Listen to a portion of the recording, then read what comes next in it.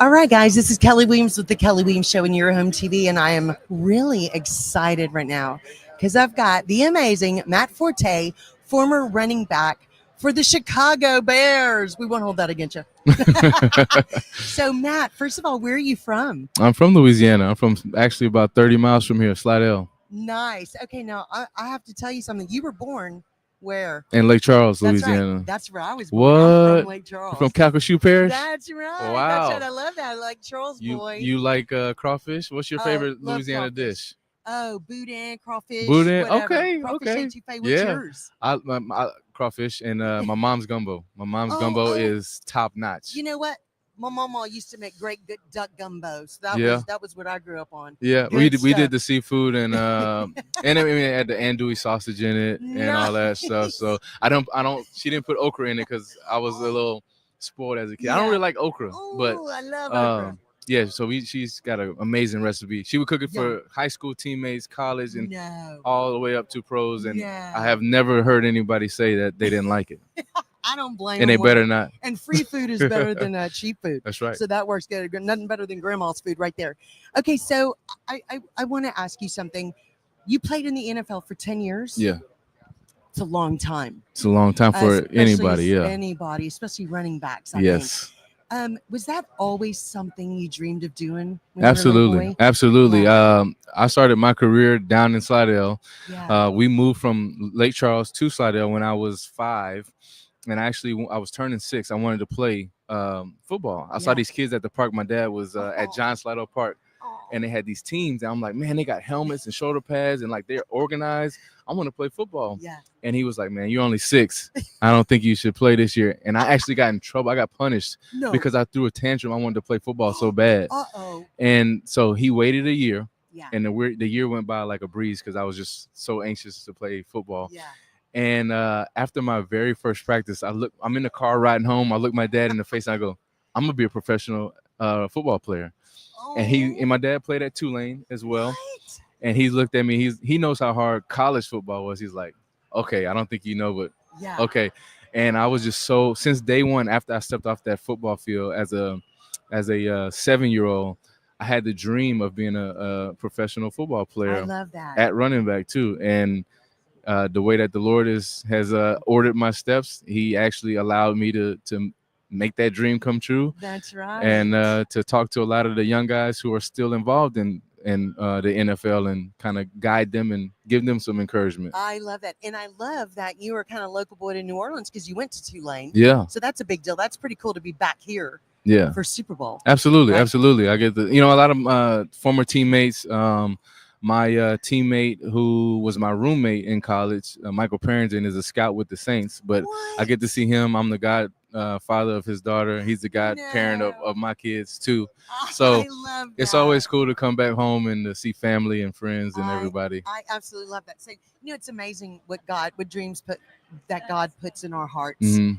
even at a young age. Sometimes your faith is very important to you. Absolutely. How do you think your faith has played a big part in your football life? Yeah, it's been it's not just important to me. I think it's the most important. I've not always been like that. I grew up going to church. My father is a PK, what they call it, was a preacher's kid, and my grandfather pastored in Texas for 60 years. And so the legacy of faith has been passed down from generation to generation. And when I was young, I didn't kind of take it on my own. Yeah. And so this is a little bit of this kind of a super fast testimony of like, I kind of grew up in church where it was just kind of faith is an important thing, but Yeah. it's on the side of everything else. Yeah. So when it became really the focus of who I am, that's when everything changed. And it kind of happened when I got to NFL, when I realized that money isn't everything. Fame is something that other people, man, puts on you. Absolutely. And it doesn't make you better than anybody else, or it makes you prideful. That was like Yeah. the worst thing. And so I got to understand that, and that's when I wanted to help a lot of the young guys coming into the NFL to say, hey, look, I did it. I was on the mountaintop when it comes to the NFL, and when it comes to understanding the pinnacle of being a reach, attaining your dream. Yeah. But what about after that? Absolutely. And so when just like in my house, the refrigerator has a purpose. So does the stove, but the stove can't say I want to be the refrigerator. So humanity, everybody, you've been created for a purpose, right? Yes. And so when it comes to that, my purpose was not running the football or to say, look, I played in the NFL for 10 years. What about after that? And so I tell all the guys, you are not what you do. You have to have your identity rooted in something that's not temporary. Absolutely. And I mean, it's all true. I'm not trying to be morbid, but we're not going to stay here. No, that's And exactly so right. your soul is going to rest somewhere for eternity. And I have to, and it's in me, so it comes out. And what's in the abundance of the heart, the mouth speaks. So when it comes to that, I always have to share my faith with the young guys and give them my perspective, whether they like it or not, or whether it's something that they kind of hold private to themselves or whatever. But your purpose is beyond athletics and beyond Absolutely. football. Absolutely. And we're going to talk about your podcast really quickly before we get you have to go somewhere else. But your one thing that is concerns me always about these players is that you don't even know how long your career is going to last. Yeah. You have to have that plan. You can't just focus on NFL life. Yeah. Because it is temporary. So I love that you are talking to these, I call them kids because y'all are all so young, about the important things in life.